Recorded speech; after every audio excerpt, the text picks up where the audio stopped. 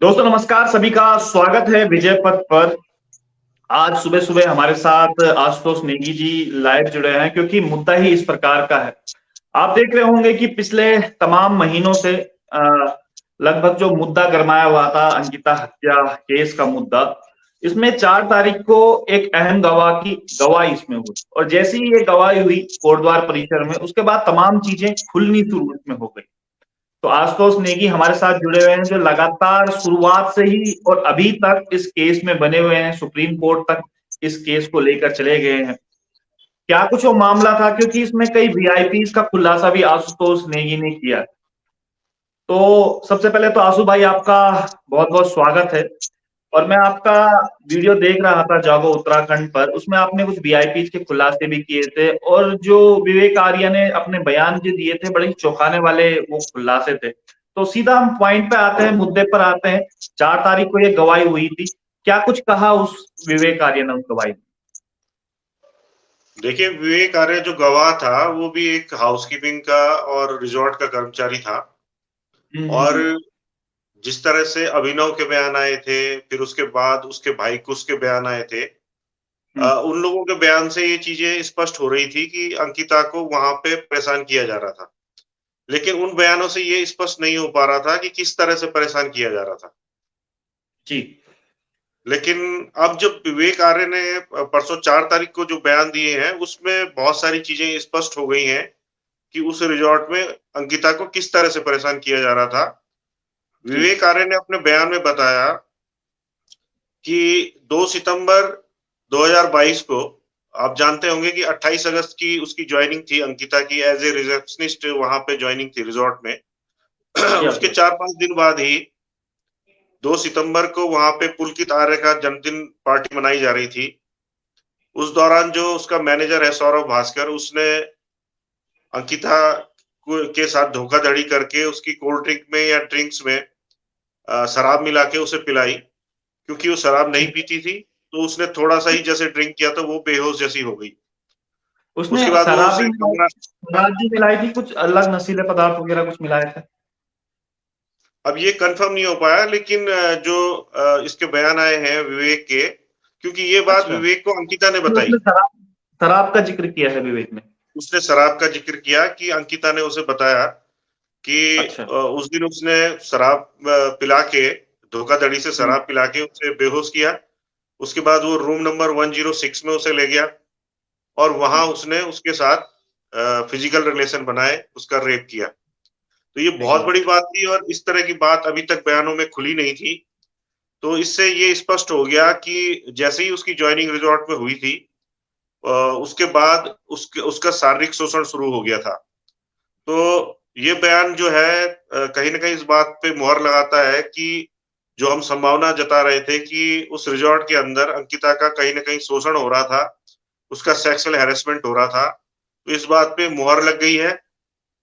और जो हमारी पहले से ही डिमांड थी कि भई जाँच को प्रॉपर किया जाए, केवल हत्या की बात तो है ही, खैर हत्या तो हुई है, लेकिन उससे हम्म। पहले अंकिता के साथ क्या-क्या हुआ है, उसका भी इन्वेस्टिगेशन किया जाए। तो ये देखिए वो बहुत बड़ी चीज़ें अब बात है। खुल के सामने आ रही हैं। ये जी। बहुत बड़ी बात है जो आप कह रहे हैं कि अंकिता का शोषण उसमें हुआ था, अंकिता के साथ रेप रेप तक हुआ था, ये बहुत बड़ी बात।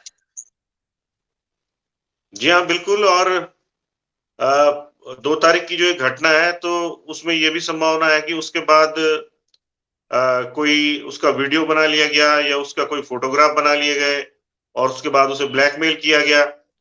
क्योंकि अंकिता ने ये बात जो है अपने बॉयफ्रेंड को नहीं बताई। उसने केवल अच्छा। इतना बताया था पुष्प को, क्योंकि हमने पुष्प से भी पूछताछ की थी, तो उसने ये बताया था कि अंकिता ने ये बताया था कि उसको धोखाधड़ी से शराब पिलाई गई थी और वो बेहोश हो गई थी। अब हम्म। आगे की बात मुझे लगता है कि उसने पुष्प को इसलिए नहीं बताई होगी, क्योंकि अगर वो उसे बताती तो उसे ये भी डर था कि कहीं पुष्प जो है उसे छोड़ ना दे और एक तरह से घर से लड़ झगड़ कर वो पुष्प से शादी करना चाहती थी। तो घर वालों को तो भी नहीं बता सकती थी। इसमें इस पुलिस की चार्जशीट में इस बात का जिक्र है कि जो आप बता रहे हैं विवेक आर्य ने जो कोर्ट में बयान दिया है, पुलिस की चार्जशीट में इस बात का जिक्र है कि अंकिता के साथ रेप तक हुआ था। ये वाकई में मतलब दिल दहला देने वाली है, हृदय विदारक जो आपने बताया है अभी, वाकई में झंझोड़ कर रख देने वाली है। एक तो उसका मर्डर हुआ, ऊपर से उससे पहले उसका जो रेप हो गया था, और किस प्रकार से कोल्ड ड्रिंक में शराब मिलाकर। तो क्या पुलिस की चार्जशीट में इस बात का जिक्र है? नहीं, पुलिस के पास ये 161 के जो बयान थे इसके विवेक के, उन बयानों में ये था। उसके बाद जो मजिस्ट्रेट के सामने 164 के बयान हुए, उसमें एक चीज थी। तो कहीं ना कहीं मुझे लगता है कि पुलिस की तरफ से 376 धारा ऐड होनी चाहिए थी। चार्जशीट में ही 376 धारा एसआईटी की तरफ से आ जानी चाहिए थी, लेकिन 376 धारा एसआईटी की ओर से नहीं लगाई गई। शायद इसलिए नहीं लगाई गई कि क्योंकि देखिए 376 की तो पुष्टि तब होती है जब उसका कोई मेडिकल एग्जामिनेशन होता। मेडिकल एग्जामिनेशन तो उसका हुआ नहीं, लेकिन फिर बयानों भी के ये आधार धारा, पर। लेकिन ये जो बयान है वो अहम बयान है। और किस तरह से 376 जुड़ सकती है, इसका प्रयास मेरा हम सवाल अभी। ये था आपसे कि चार्जशीट में इस बात का जिक्र है जो आप बता रहे हैं, पुलिस ने इस बात का जिक्र किया है कि अंकिता के साथ इस प्रकार से कोल्ड ड्रिंक में मिलाकर जो रेप जो किया गया है, जो विनोद अकॉर्डिंग टू विनोद विवेक आर्य के अनुसार। नहीं, चार्जशीट में ऐसा कहीं डिटेल ऐसा कुछ नहीं है, केवल ये उसके जो बयान है उनसे ही चीजें निकल के आई। तो चार्जशीट में स्पेसिफिक कहीं हमने तो पढ़ा नहीं, हमने भी काफी 2-3 बार हम पढ़ चुके हैं डिटेल में उसे। हाँ, केस डायरी में जहाँ बयान है वहां पे 161 के 164 के बयान है, वहां पे केस डायरी में जरूर लिखा है। लेकिन चार्जशीट जो बनाई गई वो रेप को लेकर नहीं बनाई गई है।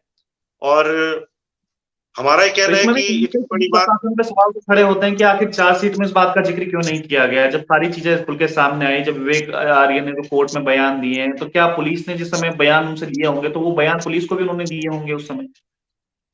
बिल्कुल, ये 161 के जो बयान होते हैं पुलिस के सामने, उसमें भी उसने कहा है। और जब उसने इतनी बड़ी बात कही थी तो उसकी बात को गंभीरता से लेके और भी तथ्य खंगाले जाने चाहिए थे। तो वो नहीं खंगाले गए, तो यही तो हमारा सवाल है, इसीलिए तो हम सीबीआई इन्वेस्टिगेशन की मांग कर रहे हैं। इसके अलावा विवेक आर्य ने ये भी कहा कि एक दिन शायद 11 सितंबर को पुलकित ने भी उसे किस करने का प्रयास किया शराब के नशे में। और उसने ये भी कहा कि उसके बाद अंकिता ने उसे झापड़ मारा। पुलकित जो अच्छा। है रात-रात को अंकिता का दरवाजा खटखटाता रहता था। तो ये सारी चीजें कहीं न कहीं इस बात की ओर इशारा कर रही है कि उसका कहीं न कहीं जो है सेक्सुअल हैरेसमेंट किया जा रहा था। और वो इस इन चीजों को, ये रेप या इस तरह की चीज को अपने बॉयफ्रेंड को शायद इसलिए नहीं बता पा रही थी क्योंकि उसे ये डर था कि अगर वो बॉयफ्रेंड को बताती है तो कहीं वो बॉयफ्रेंड को भी ना खो दे। क्योंकि अगर इस तरह की बातें आती हैं तो फिर बॉयफ्रेंड भी दूसरे एंगल से चीजें सोच सकता है। तो शायद उसने अपने बॉयफ्रेंड को इस वजह से ये बात नहीं बताई। और संभव ये भी है कि ये लोग उसका ब्लैकमेल कर रहे हो, इन्होंने उसका कोई वीडियो बना रखा हो, कोई फोटोग्राफ इस तरह के खींच लिए, क्योंकि वो होश में तो थी नहीं। तो उस दौरान वो बहुत सारी चीजें कर सकते थे। तो मुझे लगता है कि ये दोनों लोग जो हैं, सौरभ भास्कर और पुलकित, लगातार उसकी ब्लैकमेलिंग और इस तरह से सेक्सुअल हैरेसमेंट करते रहे। और बाद में इन्होंने ये कोशिश की कि अब इसको पूरी तरीके से वैश्यावृत्ति में धकेल दिया जाए। और जो वीआईपी गेस्ट जो जिसका जिक्र आया है कि उसको एक्स्ट्रा सर्विस देनी है, ये बात फिर इन्होंने इसके सामने, अंकिता के सामने रखी। अंकिता ने बिल्कुल मना कर दिया कि अब मैं तुम्हारे जो सारे कारनामे हैं वो जनता के सामने लाऊंगी। तो फिर ये लोग डर गए और उसके बाद इन्होंने इसकी हत्या की। ये बात कंफर्म हो रही है बिल्कुल। वाकई में आशु भाई जो बात आप बता रहे हैं, ये रोंगटे खड़ी करने वाली बात, जिस प्रकार से आप कह रहे हैं कि उसके साथ पहले रेप किया गया, पुलकित आर्या भी उसके साथ किस करने की उसने कोशिश करी, उसके बाद उसे वैश्यवृत्ति में धकेलने का प्रयास उसको किया गया, और जब उसने बिल्कुल विरोध किया तो अंजाम सबको पता ही है, उसकी हत्या हो गई लास्ट में। बिल्कुल बिल्कुल। और हमने पहले भी कहा था कि जिस तरह से पुलिस कह रही थी कि अंकिता ने ये कहा कि मैं बाहर जाके तुम्हें एक्सपोज करूंगी कि तुम लोग यहाँ वैश्यावृत्ति कराते हो या ये कराते हो। केवल इतनी सी बात नहीं थी, इससे ज्यादा बात थी कि अगर वो ये बात बाहर आके कहती कि पुलकित आर्य ने उसके साथ सेक्सुअल हैरेसमेंट किया या सौरभ भास्कर ने उसका रेप किया, तो ये चीजें जब बाहर आती तो लोगों को फिर जो है अपने पे खतरा नजर आया होगा कि फिर हम लोग बच नहीं पाएंगे। और साथ ही जो वीआईपी की बात है, ये भी संभावना है कि क्योंकि जिस तरह से कल मैंने कुछ लोगों का खुलासा किया कि वहां पे कौन लोग आए थे, तो हाँ, वो उसी लोग जो उसी है बात पे मैं प्रॉपर्टी आना चाह कारोबार रहा से था। जुड़े हुए बताए जा रहे हैं। जी। प्रॉपर्टी डीलर्स वहां पे आए हुए थे और हुँ, यमकेश्वर के ही लोग इनपुट दे रहे हैं कि वहां पे जो स्थानीय विधायक रेणु बिष्ट हैं, तो उनके पुत्र जो अमन बिष्ट हैं और उनके पति जो निहाल सिंह है जिनका नाम, नयाल सिंह है अच्छा। जिनका नाम, तो वो लोग प्रॉपर्टी का कारोबार करते हैं और जो बाहर से जो लोग आते हैं, वो कहीं न कहीं उनका संरक्षण लेके वहां पे जमीनें खरीदते हैं, रिज़ॉर्ट बनाते हैं, संपत्ति क्रय करते हैं। ये भी संभावना हो सकती है कि जो 16 तारीख को जो गेस्ट आए हैं, जिसमें एक धर्मेंद्र प्रधान जिसका मैंने बताया था, जिसे हुँ, हुँ, 4 सीट में 91 नंबर का गवाह बना रखा है पुलिस ने, वो हुँ। वहां आया था। उसके अलावा कोई राजीव नाम का कोई गुड़गांव का प्रॉपर्टी डीलर आया था, उसके साथ बाउंसर्स तो थे उसकी गवाही और में एक क्या कुछ नितिन है? नाम का भी या व्यक्ति था उसकी रुड़की का। गवाही गवाही पढ़ी कि उसमें क्या कुछ ज़िक्र किया है जिसकी आपने बात की है धर्मेंद्र प्रधान की? धर्मेंद्र प्रधान को पुलिस ने वहां पे गवाही दिखाया है कि वो एक गेस्ट था, वो आया था और उनके हुँ, एसआईटी के हिसाब से उसका कोई रोल नहीं है। लेकिन हमारा ये अच्छा। कहना है कि धर्मेंद्र प्रधान का कोई रोल है, नहीं रोल है। वहां पे दूसरा व्यक्ति भी राजीव भी था जिसके साथ बाउंसर्स थे, वो गुड़गांव का था और वो हुँ, प्रॉपर्टी के कारोबार से था। एक नितिन नाम का व्यक्ति है जो रुड़की से था। तो वहां पे 15-16 लोग वहां पे आए जिनके साथ बाउंसर्स थे और पुष्प के जो बयान है उसके हिसाब से जो बाउंसर्स थे वो रिसेप्शन पे आके अंकिता को बार-बार रेकी कर रहे थे, घूर रहे थे। तो ऐसी हुँ। संभावना हो सकती है कि अ, इन लोगों ने उसकी डिमांड की हो और जिस तरह से इनके पास जो सूटकेस थे, पूरी संभावना है कि उसमें कैश लेके आए थे, तो इन्हें कोई प्रॉपर्टी खरीदनी थी, तो इनके पास बहुत ज़्यादा पैसा था और ये संभावना हो सकती है कि इन्होंने फिर अंकिता की डिमांड की हो क्योंकि एकमात्र लड़की वो रिज़ॉर्ट में थी कि आप हमें कोई लड़की उपलब्ध कराइए। तो कहीं न हुँ। कहीं पुलकित को फ़ायदा का सौदा लगा होगा कि भई अगर मैं ये लड़की इन्हें पेश कर देता हूँ, तो मुझे लाखों रुपए का फ़ायदा हो सकता है। जिस तरह से चीज़ें निकल के आ रही हैं कि उसका रिज़ॉर्ट कोई बहुत ज़्यादा फ़ायदे में नहीं चल रहा था। तो इतनी मुझे लगता है जिस इन्वेस्टिगेशन तरह इतनी इन्वेस्टिगेशन आपने करी है इसमें क्योंकि वीआईपी का जो खुलासा आपने अपने स्तर से किया है, जो काम एसआईटी को करना चाहिए था, जो काम पुलिस को करना चाहिए था, वो काम आपने किया है और तमाम जो वीआईपीज़ का ज़िक्र हो रहा है, आपने उनको ढूँढ के लेके आया, तमाम नाम आपने बताए हैं, जैसे धर्मेंद्र प्रधान का नाम आपने बताया है, राजीव का नाम आपने बताया था। संभवतः जो वीआईपीज़ का ज़िक्र हो रहा था, जो अंकिता की चैट में भी लिखा हो गया था कि वीआईपी को परोसने तो आप कहा गया था उसको पुलकित के द्वारा, तो संभवतः इनमें से ही कोई वीआईपी एक हो सकता है। अब एसआईटी के हिसाब से तो इनको धर्मेंद्र प्रधान को गवाह बना के रखा हुआ है, उन्हें क्लीन चिट दे रखी है। लेकिन हम हुँ। ही कह रहे हैं कि केवल धर्मेंद्र धर्मेंद्र प्रधान ही प्रधान क्यों? क्यों? क्योंकि मेरा एक सवाल ये भी है आशु भाई कि धर्मेंद्र प्रधान को ही क्यों गवाह बनाया गया है? क्योंकि उस दिन तो आपने कई और लोगों का भी ज़िक्र उसमें किया है, बाकी लोगों को भी क्या गवाह बनाया गया है इसमें? देखिए, केवल उसमें जो 16 तारीख के गेस्ट हैं, वो केवल धर्मेंद्र प्रधान को दिखाया गया है। जो राजीव नाम का अच्छा। व्यक्ति है, जो गुड़गांव का प्रॉपर्टी डीलर है, जो बताया जा रहा है कि जो बाउंसर्स लेके चल रहा था, वो हुँ, कहीं दिखाई नहीं दे रहा है इन्वेस्टिगेशन में। और जो नितिन हुँ, नाम का व्यक्ति है, जो रुड़की का है, उसका क्या हुँ, रोल था जिसने कमरे बुक किए थे। हुँ, तो केवल धर्मेंद्र प्रधान का नाम जिक्र गवाही में करके और उसके द्वारा ये स्टेटमेंट दिलवा के कि मेरा कोई रोल नहीं है, चैप्टर क्लोज नहीं हो जाता है। क्योंकि आप समझ बिल्कुल। सकते हैं कि अगर एक्स्ट्रा सर्विस देने की बात हुई है वीआईपी को, तो वो वीआईपी का जो आना था, वो बताया जा रहा है कि 1 दिन बाद आना था उसमें। 18 तारीख को हत्या हुई है और शायद 19 को उसने आना था। तो हुँ, ये 16 और 18 के बीच में एक ही डेट पड़ती है 17।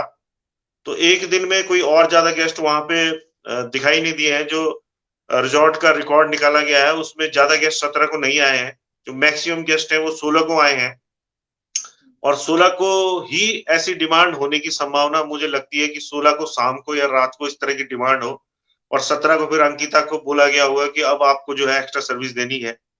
और 18 का पूरा दिन आपने देखा होगा कि पुलकित उसके कमरे में घुसा हुआ था, वो बार-बार बाहर आके चिल्ला भी रही थी हेल्प के लिए।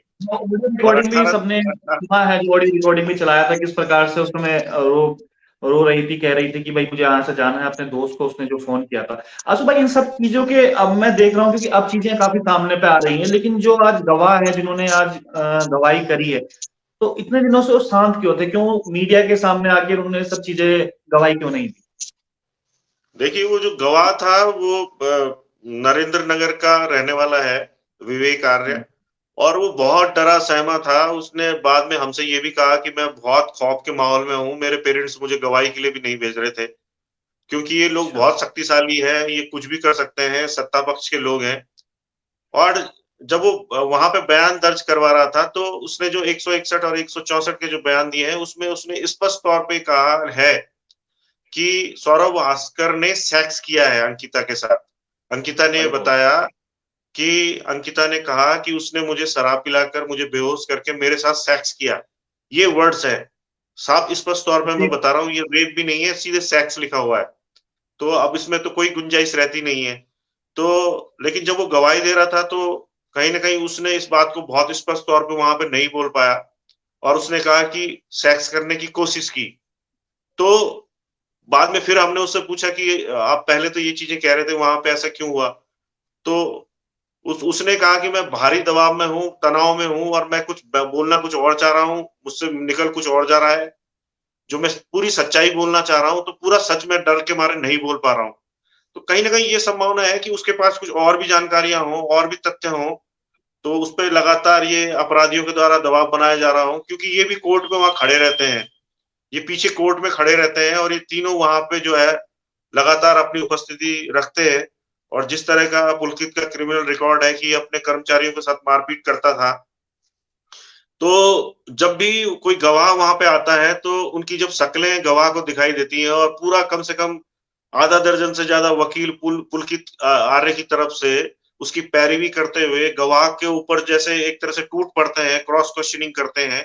तो गवाह जब, क्योंकि ये बहुत कम उम्र के लड़के हैं, 17-18 साल के बहुत यंग लड़के हैं, तो ये प्रेशर एक में आते हैं। लो मिडिल तो ये क्लास फैमिली से भी आते हैं। एक खुद ही आप सोच सकते हैं जो वहां पर एक हाउसकीपिंग का काम कर रहा होगा, उसकी किस प्रकार की स्थिति होगी। तो गवाह भी, मुझे लगता है कि गवाहों के पास और भी जानकारियां हो सकती है, लेकिन ये जो दबाव मैंने बताया कि जो पुलकित आर्य के अधिवक्ताओं द्वारा, क्योंकि आधा दर्जन से ज्यादा वकील वहां पे रहते हैं, वो लगातार क्रॉस फायर करते हैं, क्रॉस क्वेश्चन करते हैं। उधर से पुलकित आर्य, सौरभ भास्कर और अंकित तीनों वहां कोर्ट में मौजूद रहते हैं। वो लगातार घूरते रहते हैं गवाह को। तो कहीं नहीं, गवाह को एक खौफ का वातावरण वहां पे रहता है।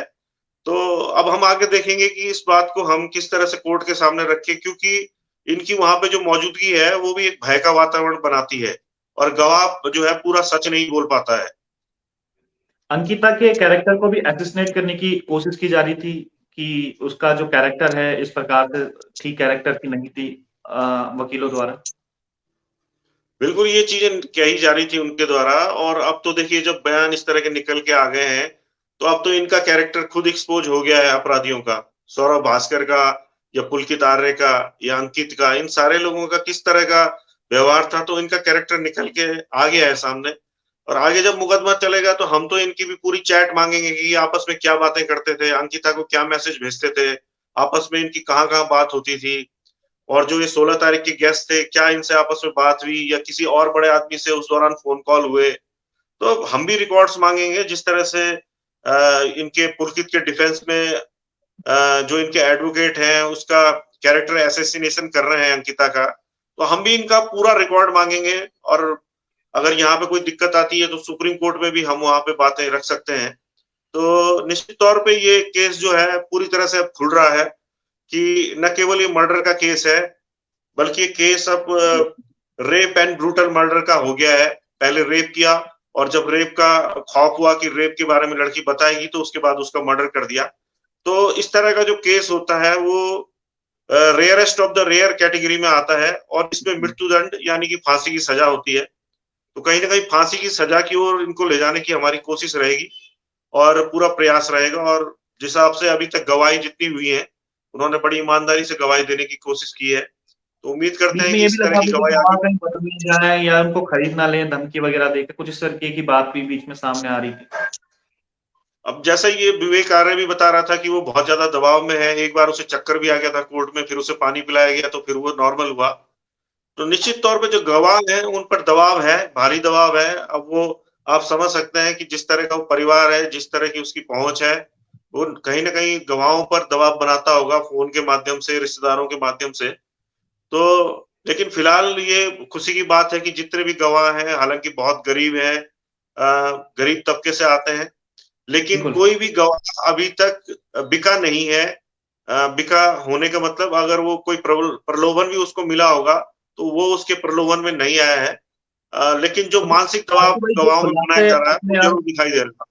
आपने आज किए हैं, जो खुलासे आपने किए हैं, जिस प्रकार की बातें आपने बताई है, कितनी मतलब कितनी गंभीर बात है और इतनी हृदय विदारक ये बात है। और जो सुदूर पहाड़ों से भी ये वीडियो देख रहे होंगे, वो क्या सोचेंगे इस बारे में कि एक बेटी अकेली उनकी एक सुदूर गांव से आती है, उसकी मां आंगनबाड़ी में काम करती है, एक रिजॉर्ट में वहां जाती है काम करने के लिए, और ठीक 4 दिन बाद उसका रेप हो जाता है। जो होटल का मालिक है, रिजॉर्ट का मालिक है, उसके साथ गंदी हरकतें करता है, उसका हरासमेंट करने की कोशिश करता है। जितने भी पहाड़ों से लोग इस देखिए समय देख रहे होंगे, वाकई में आंसू उनके आंखों पे होंगे कि किस प्रकार की यातनाएं उसने झेली है। केवल ये हत्या का मामला नहीं है कि एक्सीडेंटली ये हत्या हो गई है, ये तो साजिशन हत्या मैं बताऊंगा इसको। और लगातार किस प्रकार से हरासमेंट करके, उसका उत्पीड़न करके उसकी हत्या की गई, उसका रेप तक हो गया। ये वाकई में बिल्कुल। दिल और ये दहलाने। जी जी आशु भाई। बिल्कुल भी मैं ये कहना चाहूंगा कि ये बिल्कुल दिल दहलाने वाली बात है। और इसके साथ एक चीज और भी है कि जिस तरह से बेटियों को जॉब के लिए भेजना बिल्कुल। पड़ता है, नेचुरली सब चाहते हैं कि अगर बेटी पढ़ी लिखी हो गई है तो उसे जॉब मिलनी चाहिए। तो मैं अपने सभी भाई बहनों को, जो भी इस लाइव को देख रहे हो, उनसे ये गुजारिश करना चाहता हूँ कि जब भी वो अपनी बहन को, बेटी को कहीं जॉब के लिए भेजें, तो कोशिश करें कि उसके साथ कम से कम एक लड़की और साथ में हो। कम से कम एक जोड़ीदार उसके हो। अकेले तो आप ये भेज रहे हैं सरकार की किसी को तो भी। नैतिक जिम्मेदारी है। एक तरफ हम बड़े बड़े विज्ञापन देख रहे हैं, बेटी बचाओ बेटी पढ़ाओ, और दूसरी तरफ अगर मीडिया का दबाव नहीं बनता तो शायद आप और मैं इस बारे में चर्चा भी नहीं कर रहे होते लगातार, अगर इस मामले को शुरुआत से हम लोगों ने नहीं उठाया होता। क्योंकि हम लोगों को खुद पता है इस बारे में कि कैसे उसके पिताजी दर दर की ठोकरें खा रहे थे, कैसे जो पुलकित आ रहा है उसका पिताजी अंदर बैठ के चाय वहां पर पी रहे थे। जब मीडिया ने शोर मचाया, जब लगातार लोगों का दबाव इसमें बना, तब जाकर तो मेन उसमें जो केस है वो ट्रांसफर हो पाया। पटवारी से केस तो लक्ष्मण झूला चौकी में ट्रांसफर हो पाया। तो ये हालत उत्तराखंड में इस समय, एक बेटी जिसके बारे में आज हम डिस्कस कर रहे हैं, शायद उसकी आत्मा कहीं ना कहीं आज ऊपर से देख रही होगी और सोच रही होगी कि किस प्रदेश में मैं पैदा हो गई, जहां पर न्याय पाने के लिए इतना संघर्ष करना पड़ रहा है। उसके माता पिताजी में देख रहा था, जो आप कल लाइव कर रहे थे एक मीडिया चैनल पर, उसकी माँ को जब पता चला कि उसके साथ रेप हुआ है तो पीछे वो रो रही थी। जब जिस समय आप बयान दे रहे थे, मैं ध्यान से देख रहा था, उसकी माँ की आंखों में आंसू थे लगातार पीछे। देखिए विजय, तो बात। देखिए मैंने भी उनको, भाभी जी को समझाया है कि देखिए बेटी तो हमारी वापस आएगी नहीं, लेकिन अगर हम मजबूती से इन चीजों को आगे नहीं लाएंगे या ये सोचेंगे कि इस बात को हम कैसे आगे रखें, तो इनको जो है सजा जो इनकी बनती है वो भी इन सजा इनको नहीं मिल पाएगी। तो बहुत कठोर मन बनाया है, मैंने भी उनका प्रयास किया है कि आप इस बात को देखिए, बेटी वापस नहीं आएगी, लेकिन अगर हमने इनको फांसी के फंदे तक पहुंचा दिया तो कहीं ना कहीं उसकी आत्मा को सुकून मिलेगा। तो आप अपने कलेजे पे पत्थर रख के इन बातों को आप सुनना पड़ेगा। और आप अब इस बात को स्वीकार करिए कि बहुत कुछ गलत हुआ बेटी के साथ वहां पे। और मैं एक मतलब चीज आप और खुद विजय कहना चाह रहा हूँ। देखिएगा, एक माँ अपनी बेटी के संघर्ष के लिए लड़ रही है लगातार, और उसे सडनली पता चलता है कि उसकी बेटी के साथ इस प्रकार की यातनाएं उसने झेली है, उसकी बेटी के साथ रेप तक हो गया है, तो क्या बीतेगी उसकी माँ। मैं देख रहा था खुद, मैं किस प्रकार से रो रही थी। आप जिस समय इंटरव्यू हो रहा है, मैं पीछे देख रहा था कि रो रही थी लगातार, उनके आंसू ही नहीं रुक रहे। देखिए मैं इस आंसू बात भाई। को उनको ये विजय, मैं ये बात उनको पहले बता चुका था। 1 हफ्ते पहले मैंने उनको मेंटली प्रिपेयर करना शुरू किया था कि ये बात हो चुकी है, और ये बयानों में 161 के 164 के बयानों में ये चीज आई है। और अब हमारे पास दूसरा कोई चारा नहीं है, इन चीजों को हमें स्वीकार करना पड़ेगा और इन बातों को मजबूती से उठाना पड़ेगा, तभी हमारी बेटी को न्याय मिल पाएगा। तो 1 हफ्ते से मैं उनको मेंटली प्रिपेयर कर रहा था कि कहीं न कहीं आप इन तथ्यों को, जो ये दुखद बातें हैं, जो दिल पे भारी चोट पहुँचा रही हैं, इनको स्वीकार करना पड़ेगा।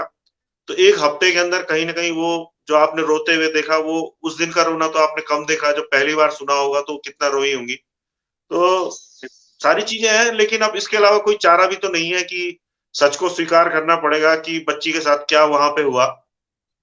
मैं एक बात को अपनी पूरी करना चाह रहा हूं कि देखिए, अंकिता भंडारी के साथ जो हुआ है वो एक बहुत बड़ा मैसेज हमें देके गया है कि आप अपनी बहन को, अपनी बेटी को अकेले, चाहे वो कितनी भी मजबूत है, अकेले जॉब करने के लिए नहीं भेज सकते। आप सरकार पे विश्वास नहीं कर सकते, आप पुलिस पे विश्वास नहीं कर सकते, आप उसके मालिक पे विश्वास नहीं कर सकते। तो कहीं न कहीं हमें इस बात को समझना पड़ेगा कि कम से कम अपनी बेटियों को उसके साथ कोई जोड़ीदार रखें, और जोड़ीदार भी कोई उसकी सहेली हो, कोई लड़की हो, कम से कम 2 लड़कियाँ साथ में रहेंगी, तो एक के साथ अगर कुछ गड़बड़ हो रहा है तो दूसरा हल्ला मचा सकती है, उस बात को आगे रख सकती है। तो लड़कियों का जोड़ी में रहना बहुत ज़रूरी है, और मैंने जहाँ भी देखा कि लड़कियाँ अकेले रहती हैं, तो वहाँ उनके खिलाफ क्राइम होने की संभावना ज़्यादा होती है, क्योंकि सब लोग उसको फिर इस तरह के जो हाँ, लोग फिर होते हैं क्रिमिनल टाइप के, वो उसको फॉलो करते हैं कि ये लड़की अकेली है, इसको देखो। तो लड़की का अकेले रहना हमारे समाज में, चाहे पुलिस बड़ी-बड़ी बातें कर ले कि हमारी कानून व्यवस्था दुरुस्त है, सच्चाई ये है कि कानून व्यवस्था के अलावा जो हमारा सामाजिक ताना-बाना है, हमारे समाज के अंदर इतने बड़े-बड़े अपराधी बैठे हुए हैं, जिसमें ज़्यादातर लोग मुझे लगता है कि जो बाहर से हमारे प्रदेश के अंदर आ गए, जो हरियाणा से आ गए, यूपी के कई इलाकों से आ गए। मैं ये नहीं कह रहा हूँ कि यूपी, हरियाणा के सारे लोग क्रिमिनल होते हैं, लेकिन यूपी, हरियाणा के कई क्रिमिनल रिकॉर्ड के लोग हमारे प्रदेश में रह रहे हैं, दिल्ली एनसीआर के लोग यहाँ पे क्रिमिनल रिकॉर्ड के लोग रह रहे हैं, और वो हमारी बहन-बेटियों को सॉफ्ट टारगेट बना रहे हैं। ये बात समझनी पड़ेगी कि आपका कोई भाई, आपका कोई पहाड़ी आदमी नहीं, कोई बाहरी व्यक्ति जो इस प्रदेश से बाहर का है, वो बेटी-बेटी बोलकर, बहन-बहन बोलकर भी बहुत कुछ गलत कर सकता है, क्योंकि पुलकित ने शुरू में बेटी ही कहा था अंकिता को, और बेटी बोलने के बाद उसने उसके साथ क्या किया है, ये अब सारी दुनिया के सामने है। तो इस बात को हम सभी लोगों को समझना पड़ेगा कि इस समाज के अंदर कई ऐसे भैंसी दरिंदे हैं, जिनके जुबान पर तो लड़की के लिए बेटी शब्द है, लेकिन उनके दिल के अंदर लड़कियों के लिए बहुत गंदी भावनाएँ हैं, और वो इस तरह के सॉफ्ट टारगेट, खास तौर पे जो पहाड़ी हमारी लड़कियाँ हैं, पहाड़ी जो हमारी बहनें हैं, बेटियाँ हैं, जो दिल से भोली-भाली हैं, शरीफ हैं, वो समझ नहीं पाती हैं, और धीरे-धीरे करके वो इस तरह से देखिए, अंकिता तो काफ़ी बोल्ड अपने थी, उसके ऊपर। बावजूद उसके साथ ऐसा हो गया, तो ये कुछ भी कर सकते हैं। बिल्कुल। आशु भाई, मेरा एक सवाल और है आपसे, क्योंकि आपने राजीव का इसमें ज़िक्र किया है, कहा है कि वो प्रॉपर्टी डीलिंग करता था, और जो रेणु बिष्ट के जो रिश्तेदार हैं उनका करीबी ये माना जा रहा है। तो कुछ इस घटना का कनेक्शन आपस में है, जो रेणु बिष्ट ने जो क्राइम सीन पे जेसीबी वहां पर चलाया था, और जो नष्ट करने के, साक्ष्य नष्ट करने की जो कोशिश किया गया था, जो हम लोगों ने भी बताया था कि भाई आपने क्राइम सीन पे किस प्रकार से जेसीबी वगैरह वहां पर चला दिया, कुछ कनेक्शन मान रहे हैं आप इस बीच में, कि हो सकता है देखिए, कि जो क्राइम रिज़ॉर्ट, को जानबूझकर नष्ट करने का प्रयास किया गया हो? जी हाँ, बिल्कुल, वो तो हम पहले दिन से ही कह रहे हैं कि रिज़ॉर्ट को तोड़ना और अंकिता के कमरे को तोड़ना खुद में एक अपराध है। और अब तो मुझे ये भी लगता है कि रेणु बिष्ट इतना ज़्यादा सक्रिय थी, वो मुख्यमंत्री के पास गई, और मुख्यमंत्री को भी कहीं सहमति बनाई कि मैं रिज़ॉर्ट को तोड़ देती हूँ, ऐसा कर देती हूँ। तो अब तो धामी जी को भी विचार करना पड़ेगा कि आखिरकार वो आपकी महिला विधायक रातों-रात आपके पास पहुँची और आपसे अनुरोध करा कि उस रिज़ॉर्ट को तोड़ा जाए। तो क्या इसके पीछे का सच है? तो अब तो धामी जी को भी सोचने का समय आ गया है कि उनकी जो महिला विधायक है, वो रातों-रात इतनी ज़्यादा सक्रिय क्यों हुई? क्योंकि उसके बाद ना तो एक बार भी वो अंकिता के गाँव आई, अंकिता के गाँव आती, उनके परिवार को कहीं सांत्वना देती, तो हमें लगता है कि कहीं न कहीं वो जो है अंकिता के परिवार के साथ खड़ी है। उसका, उस महिला विधायक का कोई बयान नहीं आता अंकिता के पक्ष में, तब से करीब 6-7 महीने हो गए। तो हमें तो यही लगता है कि वो अपराधियों के साथ खड़ी थी, खड़ी हैं, और खड़ी रहेंगी। तो ये सरकार को और मुख्यमंत्री जी को भी समझना चाहिए कि जो रेणु बिष्ट की भूमिका है, जिस तरह से उन्होंने रिज़ॉर्ट तोड़ा, उससे पहले वो मुख्यमंत्री के पास रातों-रात पहुँची। जिस दौरान एम्स में पोस्टमार्टम हो रहा था, उस दौरान वो एम्स के अंदर वहाँ घुसी हुई थी, वहाँ वो क्या करवा रही थी? लक्ष्मण झूला थाने में जो अक्यूज़ को लाया गया, उस दौरान वो थाने में पहले से मौजूद थी। तो बहुत सारी चीज़ें हैं जो शक की सुई जो है वो रेणु बिष्ट की ओर करती हैं, और जिस तरह से प्रॉपर्टी डीलर वहां पे आए हैं, 16 तारीख को तमाम लोग आए हैं, और ये बात निकल के आ रही है कि उनके बेटे और उनके जो पति हैं, वो प्रॉपर्टी का कारोबार वहां पे करवा रहे हैं यमकेश्वर क्षेत्र में, क्योंकि वहां पे बाहरी लोग रिजॉर्ट बनाना चाह रहे हैं, तो जमीनें खरीदना चाह रहे हैं, तो एक विधायक के थ्रू इस तरह के काम करना बहुत आसान होता है। ये भी सुनने में आ रहा है कि वहां पे जो प्रॉपर्टी डीलर आ रहे हैं वो विधायक का संरक्षण लेकर काम कर रहे हैं। और जो कमरा तोड़ा गया, हमें तो ये लगता है कि उस कमरे को हमने पहले दिन से ही कहा था कि वही क्राइम सीन है। और आज ये बात स्पष्ट हो गई है कि जब 106 कमरे में रेप हो सकता है, तो अंकिता के कमरे में तो बहुत ज्यादा संभावना है, क्योंकि जब वो रात रात को दरवाजे खटखटा रहा था पुलकित कमरे को, और उस दिन दिन भर घुसा हुआ था, तो क्या ये संभावना नहीं है कि उस कमरे में अंकिता का रेप हुआ हो? तो ये फॉरेंसिक एविडेंस वहां मिल सकते थे, और उन एविडेंसों को खत्म करने के लिए हमारा तो सीधा सीधा आरोप है कि कहीं ना कहीं रेणु बिष्ट ने उस कमरे को तोड़वाया है। इसकी भूमिका पुलिस ने कहीं भूमिका निभाई है कि भाई रेणु बिष्ट ने गलत किया है, कहीं चार्जशीट में इसका नाम है, या फिर एक्यूज इसको कहीं पे बनाया गया है पुलिस के द्वारा, या फिर हाई कोर्ट में कहीं इसका जिक्र है रेणु बिष्ट का, हाई कोर्ट सुप्रीम कोर्ट जहां आप गए? कहीं नहीं, कहीं नहीं, रेणु बिष्ट को तो बिल्कुल क्लीन चिट दे दी है। और कायदे अनुसार अगर उनके अलावा कोई और व्यक्ति होता तो उसके खिलाफ एफआईआर दर्ज होती, और साक्ष्य मिटाने का मुकदमा दर्ज होता, और संभवतः जेल भी भेजा जाता। लेकिन एक सत्ताधारी पक्ष के विधायक होने के वजह से उन्हें कहीं ना कहीं एक प्रोटेक्शन मिला हुआ है। लेकिन जो उन्होंने अपराध किया है, वो तो किसी भी आप कानूनविद की राय लेंगे तो वो उन्हें अपराधी ही बनाएगा कि उन्होंने बहुत गलत किया जो क्राइम सीन को तोड़ा। लेकिन अब देखते तो हैं, क्योंकि विधायक अभी नहीं हो पा रहा है। अक्सर हम उत्तराखंड में देखते भी हैं, चाहे अभी प्रेमचंद अग्रवाल का मुद्दा चल रहा हो, क्योंकि कैबिनेट मंत्री हैं, उनका एफआईआर में नाम तक नहीं लिखा गया। बिल्कुल वो तमाम डबल चीजें स्टैंडर्ड तो है ही। बिल्कुल, क्योंकि आम आदमी के लिए डबल कुछ अलग स्टैंडर्ड है। नियम और खास आदमियों के जी लिए कुछ जी। और नियम होते हैं। अपने लिए कुछ तमाम और नियम और बाहर वालों के लिए कुछ और नियम, ये तो सत्ताधारी पक्ष का रहा ही है। चाहे आप यूपी ले लें, चाहे आप उत्तराखंड ले लें, चाहे कहीं भी आप देश में देख लें, ऐसा ही चल रहा है। और जो सीबीआई इंक्वायरी भी कई जगह संस्तुति हो रही है, वो भी उन लोगों के खिलाफ हो रही है जो सरकार के खिलाफ बोल रहे हैं। लेकिन सरकार के जो अपराधी हैं, आप दिल्ली में देख रहे होंगे कि वहां जो महिला रेस्लर है वो धरने पे बैठी हुई है। उसमें भी जो आरोप लगे हैं, वो भी भारतीय जनता पार्टी का एक सांसद है। जो कुश्ती फेडरेशन का अध्यक्ष है, वो भारतीय जनता पार्टी का एक सांसद है। और उसके पास दर्जनों मामले हैं महिलाओं के खिलाफ, और तमाम किस्म के अपराध करने के मामले। तो ऐसा व्यक्ति जब राजनीति में होगा और सत्ताधारी पक्ष के लोग अपराधियों को टिकट देंगे, वो सांसद बनेंगे, एमएलए बनेंगे, तो फिर तो देश में त्राहिमाम होना ही है। तो अब बिल्कुल देखते हैं, अंकिता का केस अब सीबीआई के पास भी अगर जाता है तो तब जाके कुछ इसमें खुलासे उम्मीद है और हो सीबीआई सकते हैं। की, लगातार आप शुरुआत से ही आवाज उठा रहे हैं सीबीआई, लेकिन अभी तक सीबीआई का कहीं जिक्र नहीं है। उम्मीद है, क्योंकि ये हाई प्रोफाइल मामला है, तमाम पूरे उत्तराखंड ही नहीं, पूरे जो भारत के लोग हैं वो चाहते हैं कि इसमें सच पूरे तरीके से बाहर आए। उम्मीद है कुछ सीबीआई होगी, क्योंकि सुप्रीम कोर्ट तक ये मामला चला गया है।